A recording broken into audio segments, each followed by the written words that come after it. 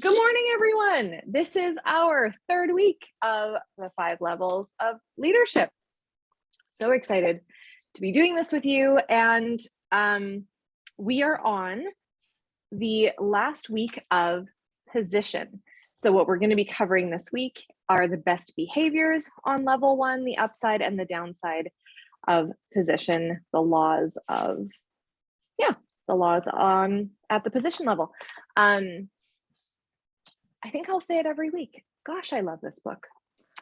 I just love this book. And was I the only one this week that was just making parallel after parallel with the world that we're in?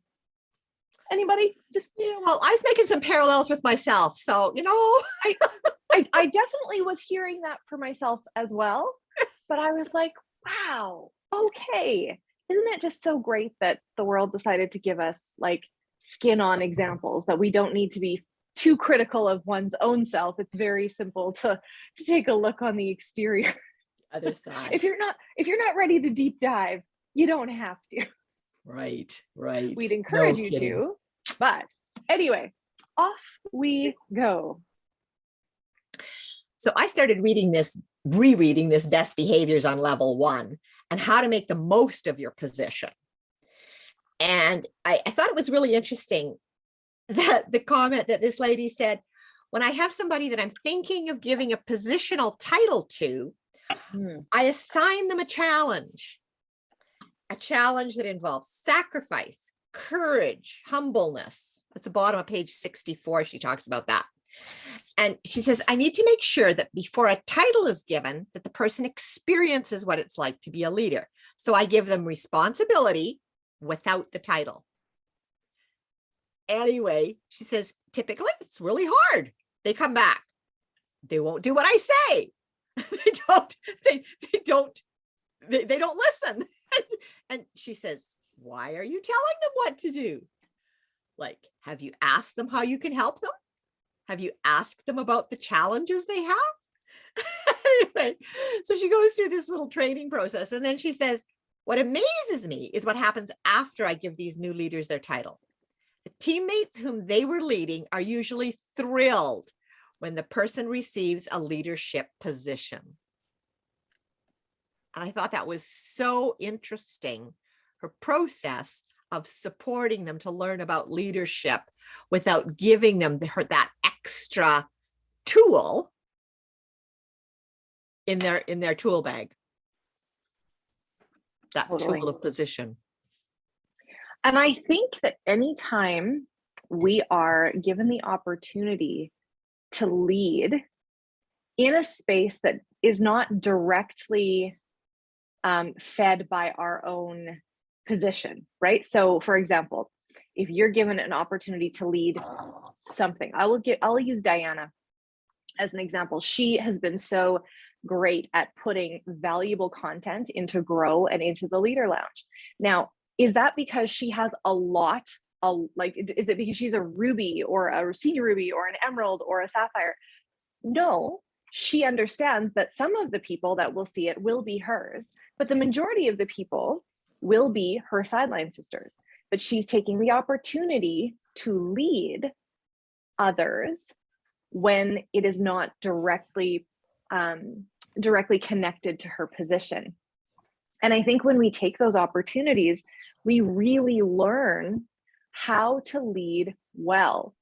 And I typically tell people, encourage people, come and lead in the larger arena. Make your mistakes on your sidelines.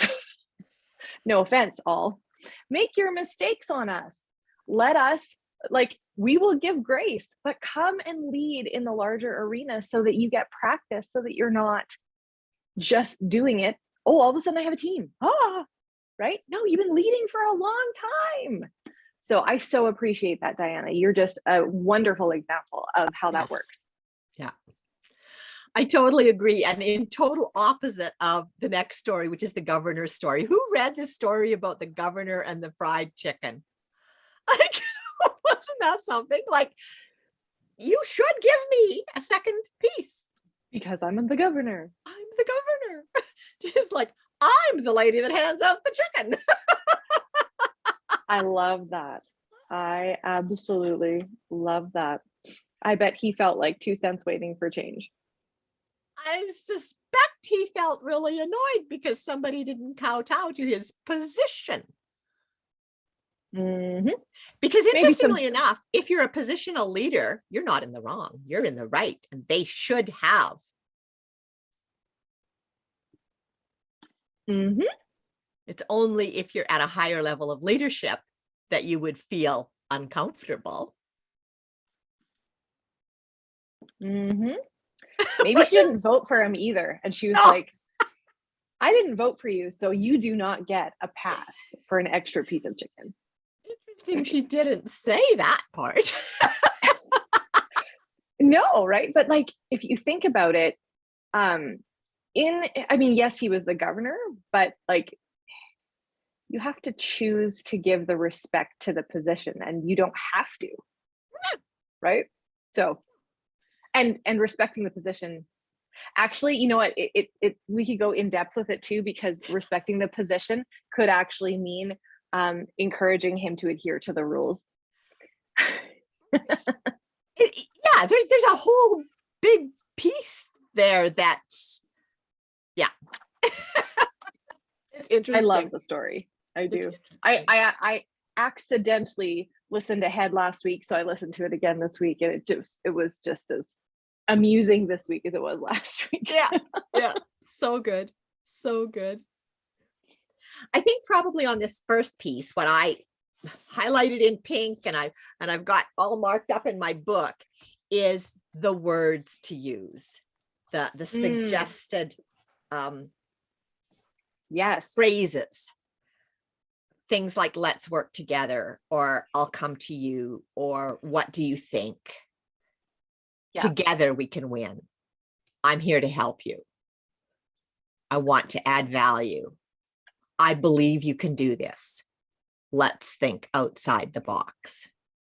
I feel like that would be a really great thing to put on a little like card and laminate it and stick it by your like it kind of I mean, yeah, they are best behaviors. They're like we're looking at level 2, but um when you're coaching somebody or when you're talking to somebody, even if you're talking to somebody like in the Plexus arena, if you're talking to somebody who is a product user, right? I mean, what if you said to them like, I want to work with you, like let's work together on getting you feeling well, right? Yeah. Like there's so many things that you could position in this way that will make somebody feel heard Yeah. so much more, right? I have been thinking a lot about adding extra layers of confidence, or we talked last week, or I talked last week about the whole emotional bank account kind of thing, and really have started thinking about how sorry, let me back up. Sometimes in our minds we think it's really hard to get people to share, and sometimes we can be tempted to think, oh, they'll share if they want to, it'll just happen organically. I hate that word. It'll just happen, right? But then I think, what is my role in getting them to that place? What is my role in building their belief to that point? What is my role in building our relationship if we don't have one? Because some of us now have gotten outside of our really warm market, right? The people that knew us for 20 years or whatever. And, I think that it's so important to use phrases like this to make those deposits, to build that belief, to add extra layers in for somebody to be willing to step outside their comfort zone, right? And not everybody is just going to do that.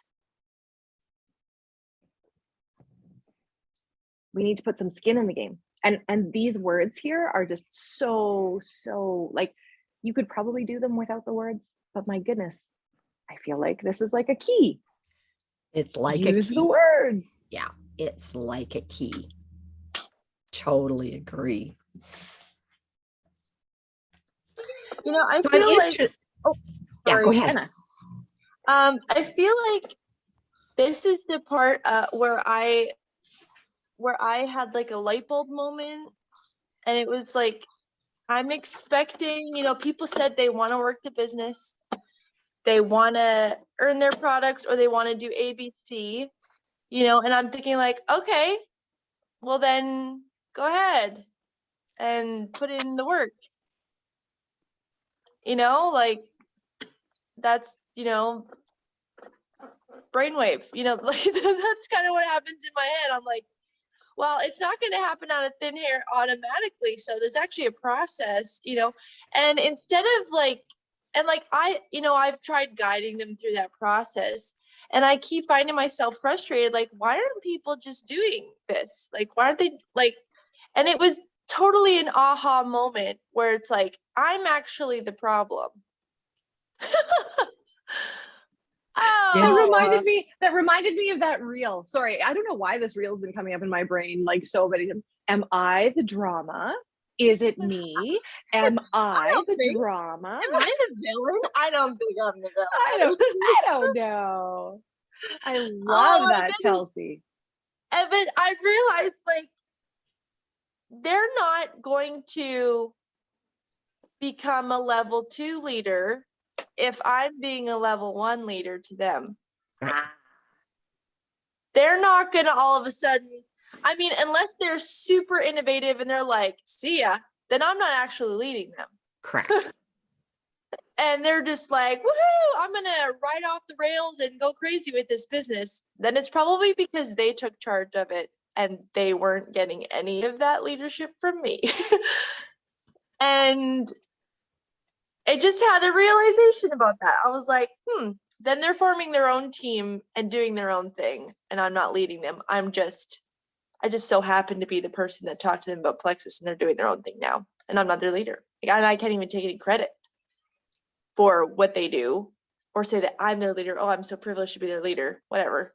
You know what I mean? Like, but I do have goals about how I would like to be a leader, but I just had a realization, like, if I'm seeing deficiencies in my team, like, yes, there is a level of like people's. Oh, I think we lost her. We lost her? We just lost her. Oh, that was so good. We lost you for 2 seconds, Chelsea. Yeah, I'm not sure what just happened. I don't know You're what fine. happened. You're back. You're back. Okay. You were like, there are deficiencies because people don't see whatever. Keep going. You were like hanging on every word. There's deficiencies because they're not actually seeing it in me, and I'm lacking, and so yeah, maybe I was going somewhere else with that, but I guess it left the building. I loved what you were saying with that because, and I really resonate with what you're saying, in that often I think we wait for those self-starters. We wait for those self-starters because it's safer. It is far safer to lead a self-starter because you can just kind of sprinkle a little, you know, fun dust over them and they're like, woo, I'm ready to go. And here we go, right? And I think a lot of us on this call are those self-starters, right? You don't see necessarily the leader that's above you as a cap or a benefit. You're just going to go. You've got the vision. You have that I'm going to get it done attitude, and you're just going to go, right? Not everybody has that confidence to become a self-starter. And I think we need to be super glad and see the blessing of those self-starters and be like, okay, well, this is going to be more simple, but I'm just going to take that blessing open-handed. And I'm also going to go over here and help those who are not self-starters, who don't find this as easy, right? And it's still going to be worth it, right?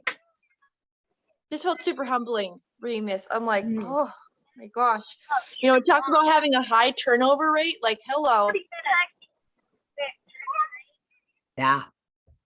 It's like, that's literally what we deal with on a regular basis, is the turnover level, not only in our customers, but also in our, like, in our, you know, our ambassadors who want to, like, it's like, if there's a high turnover rate, I'm the problem. You know, I think, you know, yeah, you can say you're the problem if you want to, but I think that it just shows an area of growth.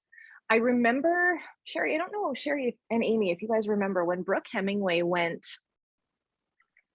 Ruby or Senior Ruby, she went really fast.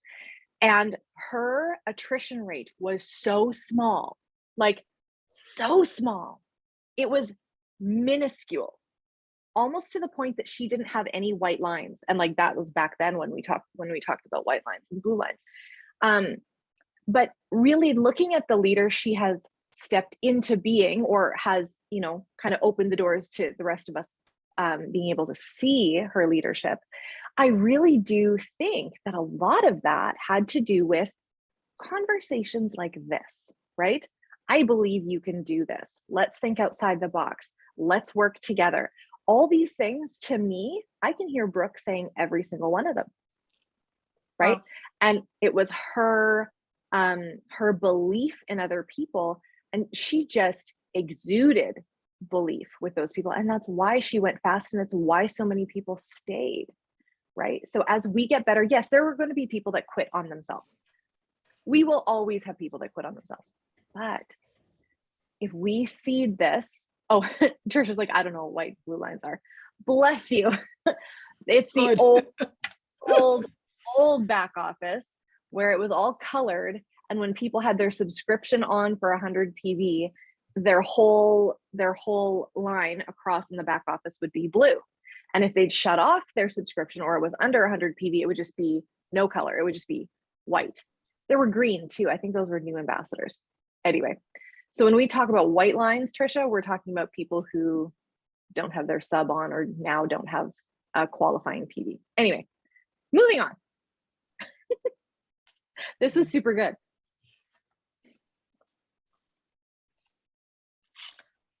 So the second sort of thing he talks about in this section of best behaviors is trading entitlement for movement. Mm. And I really thought about this. If you possess any sense of entitlement, it will work against you. And of course, they talk about the American election kinds of things, but it made me just go back to the governor who thought he was entitled. And the lady who put him in his place. He just said, no, you're not. Anybody else have a picture of her in your brain? Like, I really do. I have a very vivid picture of this woman. Yeah. Like, I think I've seen this woman at like church functions holding a ladle or something. She's ready to bop you. Like, yeah. One scoop, that's it. Yep. Oh, goodness. Same one that's gonna like nag at you for not finishing your plate too. No dessert till you're finished. Yeah. Oh dear. Okay. Sorry. So then the third piece here is he talks about leave your position and move toward your people. And that's actually a little bit of the reference that Chelsea was making. It's like leaders are initiators. Don't expect them to come to you with questions or issues. You need to go to them. He talks about you need to stop being king of the hill and get down from your high place and find your people. You know, and how many of us, and I'm certainly guilty of saying, well, I sent them the information. They didn't tell me they were having any issues. And now all of a sudden we've got this huge problem. And it's not that isn't going to happen, but the more often you're connecting with people, the less likely you are to get to the huge problem. You're more likely to have smaller things as you go. And connecting with them on the level, and like, again, I'll go back to page 67, right? If you don't need to say to them, I want to add value to them, but if your goal is, how can I add value to these people? That is going to create the space to be able to do that troubleshooting. Yeah. And again, we're not going to make a blanket statement, because of course there's going to be a percentile of people who don't care. Who don't care. Yeah, you're right. Who don't care. And that's okay. Like, you don't need to pick apart your leadership abilities at every angle. However, best practices, right? That's why it's not hard and fast law, hard and fast rule, right? But this is likely. And I think maybe that brings a good point, Janelle, in that somebody else's opinion of you is not necessarily reality. It's just their opinion or their thought. We have to watch that in terms of ourselves and not allow the thoughts to get out of control and take us where we don't want to go. But these are some suggestions of awareness that has a lot of value for our growth process. I totally agree. I love that saying, someone else's opinion of you is none of your business. Yeah. Yeah. I very much agree with that. Yeah. Laws So of leadership at the position level, I think, is where we're at. Any yeah, thoughts? I just wondered if anybody had any other comments on this first part that they wanted to share before we moved into the laws. I think it actually gave me some more compassion for some of the times when I've been led very poorly in life. Just realizing that these are people who didn't know any better about their lack of leadership qualities. And even though I've worked through the bitterness and I've worked through the unforgiveness of all of that, thankfully it set me free.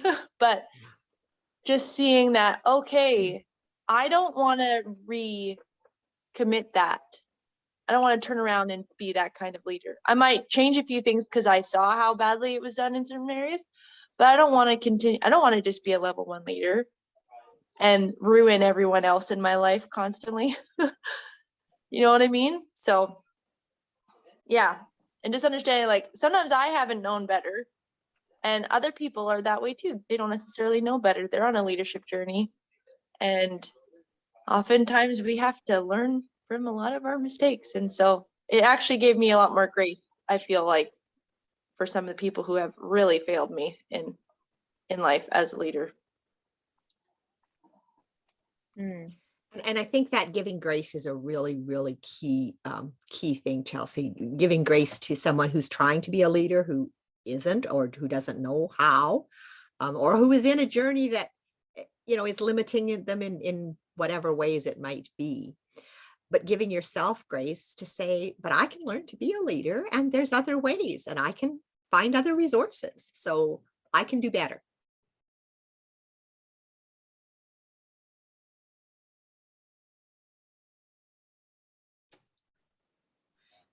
So yes, the laws of leadership at the position level. The law of the lid, the law of process, the law of navigation. And so his suggestion is, if you've seen things in that level 1 leadership that you think, oh, I could grow here, it's really wise to go back to the book, The 21 Laws of Leadership, and review those laws. Almost like there was a reason we spent 21 weeks, 22 weeks going through the 21 Laws of Leadership. Almost like there was a plan. Almost like. Great job, Sherry. Very insightful. Very insightful. So are we ready to go up to the beliefs that help a leader move up to level 2? Yes. Yes. Yes, we are. Okay. I think it's interesting because we were at the beginning of this talks about titles. And I would be so interested to hear his concept about how maybe that has shifted over the last 2 years, that maybe we are not quite as impressed with titles as we used to be. And I more so am interested on the celebrity and the athlete side. I'm not going to touch the medical, political. We're not even going to put a toe in that arena right now. But I was mentioning to Nolan the other day, and I said, I think the Olympics has been one of the least viewed events in recent years. Nobody's watching the Grammys, nobody's watching any of that stuff. The people tuned in for the halftime show of the Super Bowl just out of curiosity. And even that, not a lot of people did. And there's declining views on all of these things because people don't care. They're taking the position away from those people. And I think that is really interesting. And I was thinking about this too, as Chelsea was talking.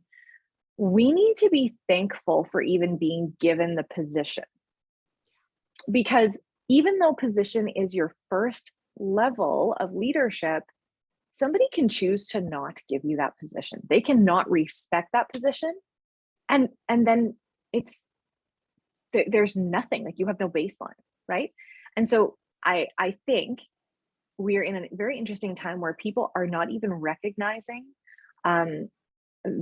athletes, professional athletes, and celebrities as having position, or at least the position that they used to. So in what we do, I think even if you notice that you happen to have level one with all of the people that are around you, you need to be thankful for even being given that. I think the other piece of that is using level one positional pieces well is a very good thing. Mhm. It's a very good thing. Yeah, I agree. So the beliefs, the first one, titles are not enough. And he gets into things like how our culture values titles. And I think you've really hit the nail on the head saying that that has shifted. That isn't what it was 2 years ago. But the second one he goes to is it's people, not position, that are a leader's most valuable asset. And I just think that Plexus does a beautiful job in their culture, in the corporate culture, in the culture of the company, valuing people. Mm-hmm. Oh yeah. It's a huge priority. And I think that that's probably one of the biggest reasons I want people to get to conventions. If we can take a off ramp to that for 2 seconds. I don't know, like, even if you don't earn any levels of prizes, you will walk into that event and feel like you are so valuable. And it is how they choose to translate that. And I will go back to how they speak to people's, like, every aspect of a personality. Sherry and I have talked about this before when I went to Leaders Retreat in Florida. And I was just so impacted that they would think that we were so special that they had to deckle the escalators. And Sherry's like, I don't care about deckling the escalators. But then I can't remember whose husband had said, that's huge. Somebody's husband had been listening. Oh, I think it was Sharon's. Sharon was saying that she's like, that wouldn't have made me feel special at all. And Ben said, that's crazy that they would choose to do that. And so it speaks to different personalities. But then, Sherry, I know, really values the accessibility to the executives and the people that she can go and have conversations with, and that they are invested in you. And as long as you can find them, and they're there, right? And there are other CEOs and presidents that literally get whisked away. They have security. They just use back doors. They are never amongst the people. Tarl does not sit down at events unless he comes to sit at your table, which happens. I will tell you, it happens. He makes the rounds. He wants to see the people. And yeah, so if you guys can at all get to conventions, I mean, we're not going to talk about getting there. Plan to be there. Just plan to be there, because you will understand your value in this company. You are not just a tiny little grain of sand on a beach. You are valued by these people, and you will come away feeling like this is what they're saying. This is like, please allow us to layer more validation on you. Go to convention. I'm done. Sorry. That's off ramp, got back on the highway. Here we are. All right. So the third one, and he's got 4 in here, but the third one is a leader doesn't need to have all the answers. And Praise the I would Lord. say this is a rabbit trail that I absolutely fall into on a regular basis because I like knowing things. And to a great extent, it's also my greatest failing. Because things I thought I knew that aren't true. And having to unlearn things is probably the most challenging piece of all. And it's so embarrassing to think you know something and tell somebody something and having to go back and say, actually, I've now learned that's not entirely true. So being careful that as a leader, you don't need to have all the answers. Finding where the answers are is valuable. And yes, Diana, it is certainly how we grow, is learning where there's answers and learning about. Yes, and it's how we grow, having to say we didn't know them too. I do get this. Well, Sherry, you shared that last night on the event. When you went to school, everything was connected to, you know, one part of the endocrine system, and it was all, right? It was all thyroid. And now you've come to realize that gut microbiome and how that affects all of our hormones is so much more crucial than simply thyroid. And there will be people that we will encounter who simply don't want to unlearn what they've learned. I have Because friends, friends that went to school with me that they are absolutely committed to what they learned. Yep, because it can't change, right? We can't progress. And I really do wonder if that doesn't rock a person's position in their minds, right? Really rocks their position, because that's what they've kind of staked their claim on for however long, right? And being able to pivot and say, actually, I think there's more to this. And that's not to say that the thyroid isn't important. I know that in the How to Heal Your Metabolism book that we're reading, they do keep on coming back to thyroid a lot. But gut health, and also reading these things, I love how it just reaffirms what we're doing over and over again, right? It's interesting. And I guess the phrase that I really liked in this was, I stopped bringing people together to give them the answers, and I started calling on them to help me find the answers. It harnessed the power of shared thinking. So I'd love to give an example for this, because this has been something that I have thought about for a long time, and realized that as leaders, it can be really easy to fall into that concept of I can be all things to all people. Because I want to serve well, like it can sound so noble, right? Because I want to serve well, I need to be available to my team or to my people all the time.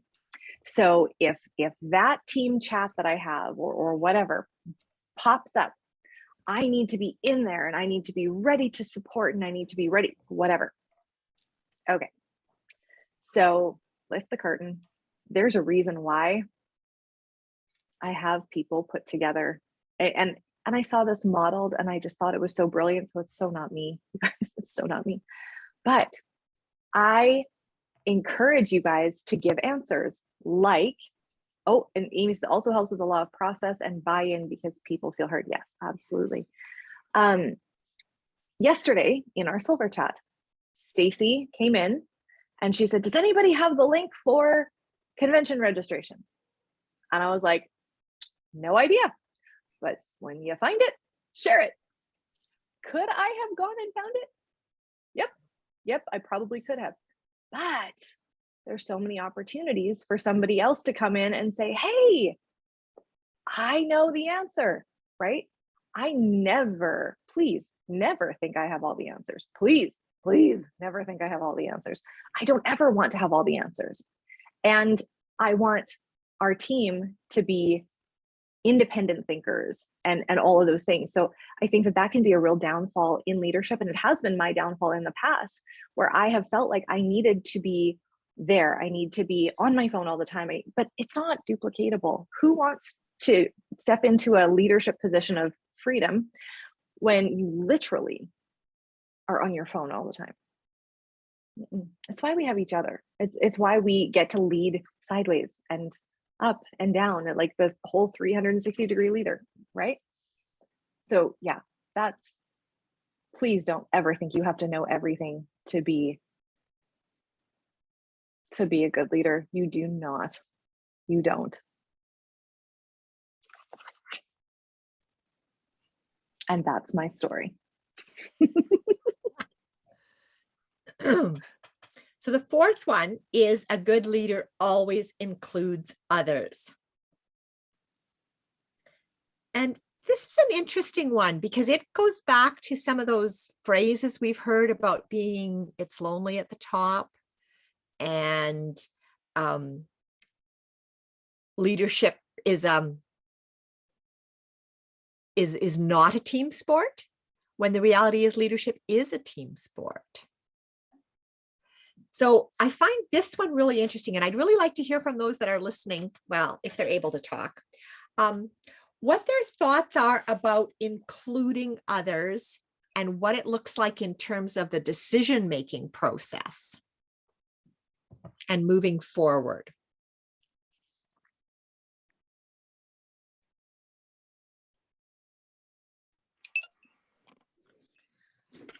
I guess I think more of that, it's really lonely at the bottom if you are in a very positional leadership structure, because there isn't communication sideways, up or down. You are in a cubicle in an office doing your thing. And you don't attend any meetings, but at the bottom you see your boss attend that level of meeting. You see their bosses attend and connect that way. So kind of just tossing that out the window and moving more to teamwork, it takes longer to make a decision. Yes. But part of that is you get a better decision because it took longer. And that goes back to my last comment about the law of process and the law of buy-in. There's some things that it's really easy to buy in because they're already aligned with all the things you do anyway. But when you shift that even a little bit, you need more time to process in your own mind how that works. So if you're part of the discussion on what this would look like, how it would work, and you feel like you get to add input, raise a concern. Okay, that's a great concern.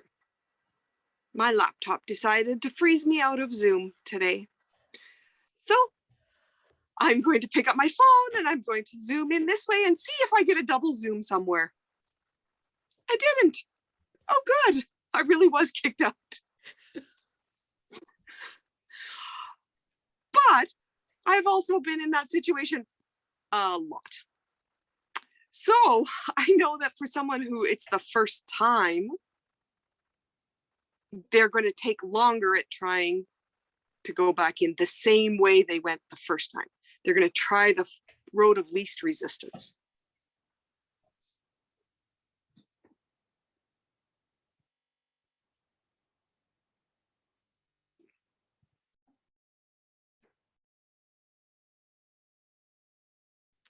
Yeah.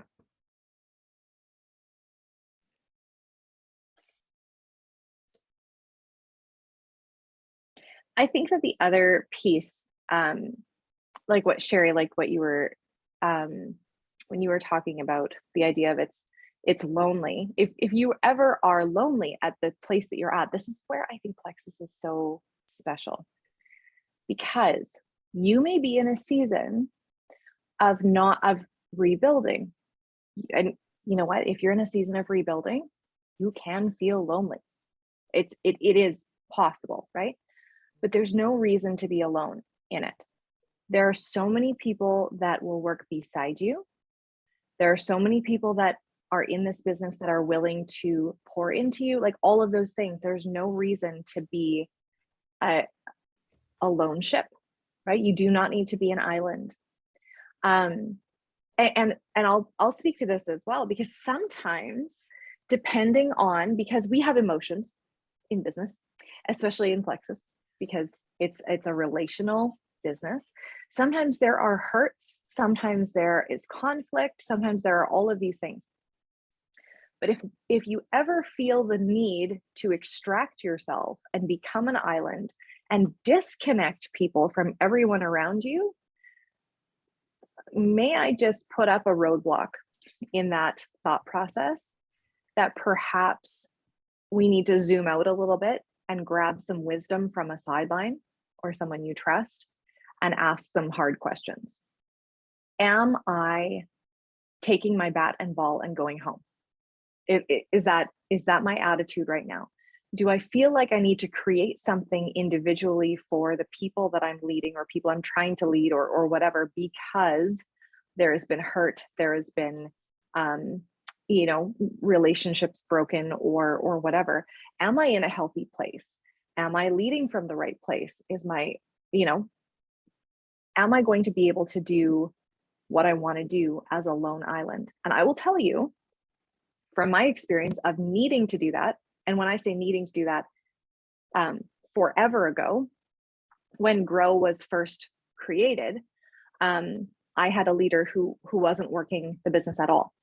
And my team was in her team page. And I realized I had kind of this moment where I was like, I realized that this is going to do more damage to my team than good. And I prayed and I looked for wisdom. I asked Eva, I talked to Andrew, I talked to Kristen, Abart, I talked to so many people about the idea of pulling out of my leader's team page and creating what is Grow now. That decision was never made lightly, and it was made with a ton of godly counsel.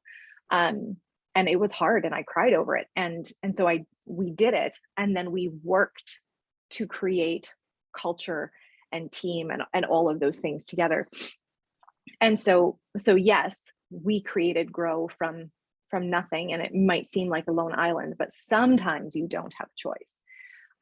Or the choice is you're going to see something best for your people, but don't make those decisions without the people on the side. And that's why they're so important to keep those people there, because you need those people to keep you accountable and to give you perspective.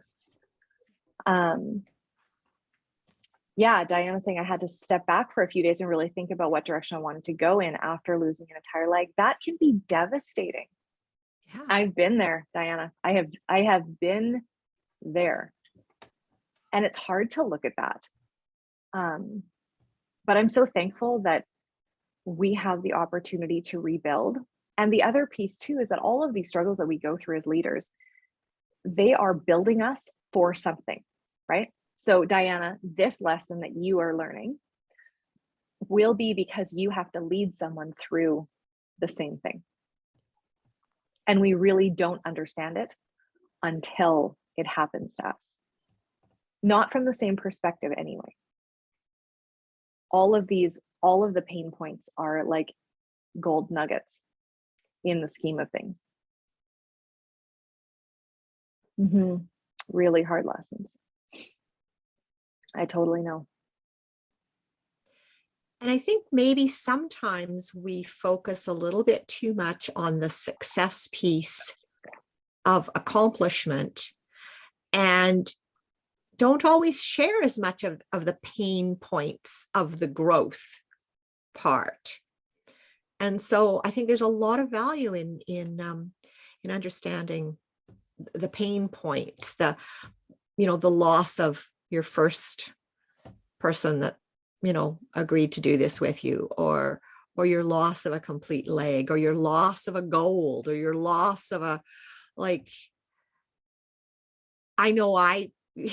guilty of that. Yeah. Like I know for myself, I don't want to focus and think about those pain points, but not sharing them means others don't realize that they happen. And because they happen to us all, don't realize that you're not alone in that process. And again, going back to the sidelines, right? Yeah. If you don't have candid conversations, and I'm not saying griping conversations, but candid conversations. Yeah. But the one thing I want to go back to really quick that you kind of triggered in my mind was the what is the word that I want to use? Plexus. And Tarl, I'll say Tarl, not Plexus, but Tarl, because he's the dude, right? He's the guy at the top that makes all the decisions and decides that this is the way it is.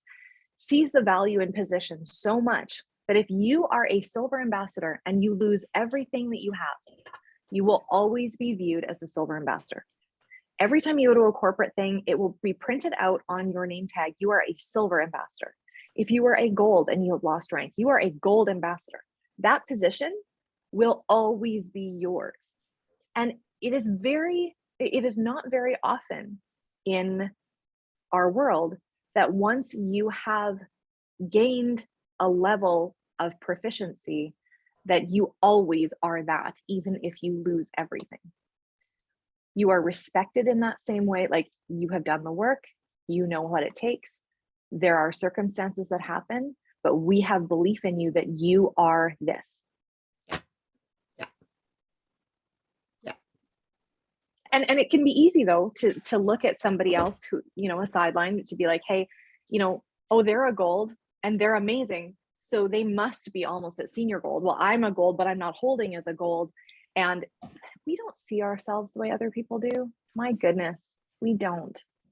I wish like for just 5 minutes, we could just see ourselves through the eyes of those people that value us highly.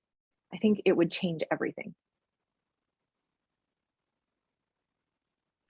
So I think this is a beautiful place actually to kind of wrap up, unless somebody's got anything extra that they want to say. But I think your comment about Charles' belief in the value of position really exemplifies level 1 leadership as a really valuable core to the whole leadership level process. And we get to move on to level 2, permission. Next week. Permission. I love level 2. Yeah. I actually have to say that I have loved level 1 more this time than I think I ever have. Yeah. I really, really have. Yeah. We're also getting to move right from this over into Amberly Lago's book club event that is happening right after this. So make sure that you guys are going over to that. Something else I was just going to mention really quickly is if you registered for Super Saturday, or if you were a Ruby and above, you have, I don't know if you guys remember this, but there was an exclusive invitation that was extended to people who registered for Super Saturday to mark their calendars for a special exclusive event. March 17th, I want you guys to mark your calendars and book that day off. There is something big, big, big, big coming. And I think that that's all I'm allowed to say. But March 17th, very exciting. It's coming on the heels of Leaders Retreat. And I will be so thrilled for all of us to get together and behold what is coming. Very exciting. Cool. So, Guide to Growing Through Level 1, we're leaving that for you to read on your own. And moving into level 2, permission, we're going to talk about the first 2 page. What did we say, to page 105? Is that so 105? I'm looking. Oh yeah, that would make sense. I think that's where we're going to. Yeah. Awesome. Wonderful. Thank you guys so much. If anybody has anything else, anybody? Closing thoughts? No. Okay, we're just going to close then. Everyone can go get a drink or whatever and get ready to listen to Amberly. And I love her story. So fantastic. Can I say one Yes. more thing? Yeah. Yes. I think also, just going through what we just talked about, I think I tend to try to recreate the wheel constantly. And I think I really appreciate what you shared, Janelle, about like that difficult decision of starting your own team page and all that kind of stuff. Oh, baby girl. Because the thought has entered my mind, like, okay, is there a certain point that I'm supposed to start my own team page? Like, not because I feel like I need to jump ship or anything, but just because it's like, oh, is that something that you do at a certain level, like starting your own team page? I don't know, is that a thing? Right? And I think there, to an extent, there is, right? But I have had the thought before, you know, like maybe I should do things, you know, my own way. Maybe I should have, maybe that would make things more relational. But I just realized, you know what, this is something that you've been trying to do for a while, and I'm starting to kind of get the picture of it. Like, I don't need to try to fill the boots of all the ways that you guys have so lovely laid. I don't need to try to fill all that and try to have my own team page. But I can lean on what you guys have done and kind of like point people in the right direction, but show also that same, it's like a team, understanding that we're all a team, as opposed to feeling like we all need to recreate the wheel and we all need to be all things. But I love that. Yeah, I don't know if that came across how I meant it, but No, basically that's I'm feeling more encouraged to be a part of the team vision good. as opposed to trying to feel the pressure to come up with my own team vision when there's already a really great one. I think that's really important, Chelsea, because you know what? We can't lead a team until we're a really good team member ourselves. And I think Yes. that sometimes we sometimes do forget that. And I Awesome. want to say that we value you, and I want my people to get that layer of value that only you will bring to our team, right? Oh, The diversity and the encouragement and the strength that we have as a group. I never want to divide that right. from people, right? We Right. can only grow and do better together in my mind. And then of course I will say, I remember the struggles from starting pages or a page, and being that lone island is not fun. It's not fun. It is a really, really hard place to start from. And so yeah, I value all of you who choose to plug your people in, who stay plugged in yourselves, who choose to like and comment, who choose to put posts in, who choose to remind me when I dropped a ball. Like, I value all of that so entirely much. Like, I can't even express it. And again, I will go back to the quote that I shared, I think last week. Build a team so strong that no one can tell who the leader is. That is where I want our vision for Grow and the Leader Lounge to be. I want it to be so strong across the board that nobody coming in can tell who that number one leader is. So thank you guys for all of this. Excited for our next book club. Thanks for your time, guys. Have a great day. Bye. Bye.